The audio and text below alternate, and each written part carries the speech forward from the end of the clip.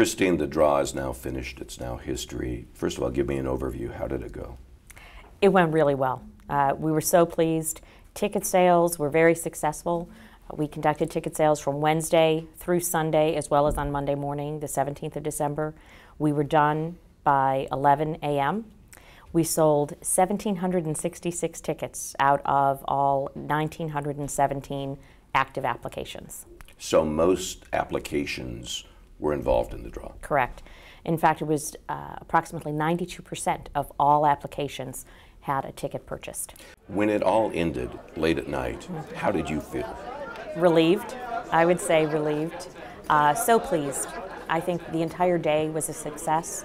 I think everyone who participated felt as though it really was a fair and transparent, albeit a little clunky approach to seeking prioritization. But it was our final resort, and I think it was a very successful method.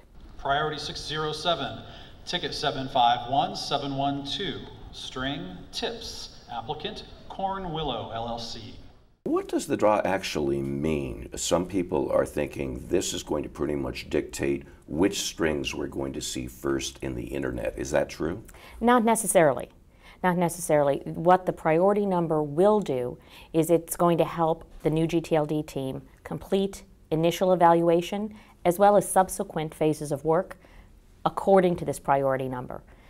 However, the results of that evaluation and those other phases of work may mean that those same strings, number one, is not necessarily delegated first. So it's not an automatic thing that the lower numbers, the first ones drawn, will be the first ones in the root of the internet. That's correct. Not only do initial evaluation results have to be released and completed, and so these strings have to be successful through initial evaluation, they'll also go through a contracting phase, through a pre-delegation testing phase, really to make sure that they're technically ready to go into the root.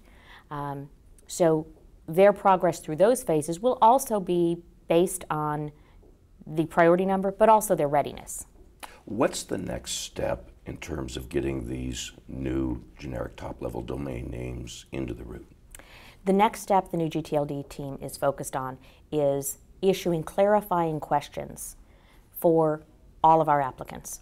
And we will be releasing these clarifying questions after the holidays, beginning in January, based on these priority numbers. So we're shifting our focus from a random order to making sure that we're driving completion of initial evaluation based on these priority numbers. We noticed a lot of names that were the same. What happens in those cases of contention? So those strings, we will be releasing contention sets, publishing contention set information in January. So based on those published sets, we may have 4, 5, 10 strings, 10 applications in contention for the same string or string set. Those results will be released, again, based on their priority order.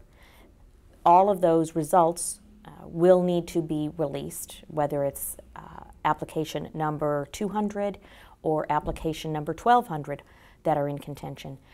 They will all need to be released through initial evaluation and successfully through initial evaluation before we will progress to resolve those contention sets. If I'm an applicant, or even if I'm just someone closely following the process, is there a next scheduled date or an event that I'm particularly concerned about? I think the community is really interested in seeing their clarifying questions in early January. We're committed to making that happen. And really the publication of these contention sets and the string similarity reviews. And we're working very hard to make that possible also by the end of January. After that, the next key date is the publication of initial evaluation results for the first several applications, and that date is March 23rd. The question that's asked over and over again, when are we going to see the first of these new names on the internet? Indeed, I get that question a lot. You know, the new GTLD program runs through not just pre-delegation testing, but all the way until our applicants have a signed registry agreement. From there, they can take that agreement and go to IANA to seek delegation. It's really IANA, NTIA, and VeriSign that are going to ultimately control the delegation into the DNS. If I have an objection, if I have a problem with one of the strings that I saw yesterday, has that window closed on the opportunity for me to object? No. The objection period has been extended. Along with this prioritization draw we just conducted, we extended the objection period to the 13th of March. So anyone who has standing to issue an objection may do so until March 13th. Christine, thanks. Thank you. Thank you so much.